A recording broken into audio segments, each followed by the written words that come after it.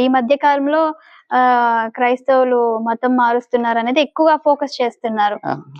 మరి మీరేం చెప్తారు? అలా విన్నప్పుడు మీరు చెప్పే ఆన్సర్ ఏంటి? ఇది మార్చడానికి మనమేదో వాళ్ళని చెప్పి చెయ్యాలంటే, వారి మనసులో లేనిది మనం చెప్తే వాళ్ళు వింటారా? వినరు. అది హృదయంలోనే కలుగుద్దది. హ్మ్. ఎవరన్నా ఏది చేసినా కూడా వాళ్ళు ప్రభువుని అంగీకరించారు. దేవుడు వాళ్ళకు మేలు చేశాడు, కార్యం చేశాడు. వాళ్ళ నమ్మకం స్థిరపడింది. వారి విశ్వాసం వర్ధిల్లింది. కాబట్టి వాళ్ళే వస్తారు. ఎవరో మనం బలవంతం చేస్తే ఎవరు రారు కదా! బలవంతం చేసి మనల్ని ఎవరిని రక్షించలేము మనం. అమ్మ వాళ్ళే చెప్ హృదయపూర్వకంగా వస్తారంతే. హ్మ్. అమ్మ చెప్పండి, ఇప్పుడు మీలాగా ఎంతో మంది సేవకులు నమ్మకంతో దేవునికి సేవ చేస్తున్నారు. అలాంటి వారికి అలాగే ఇంకా సంఘాలలో స్థిరపడ్డ విశ్వాసులకు మీ సేవా జీవితం యొక్క అనుభవాలను బట్టి మీరు ఇచ్చే సందేశం ఏంటి?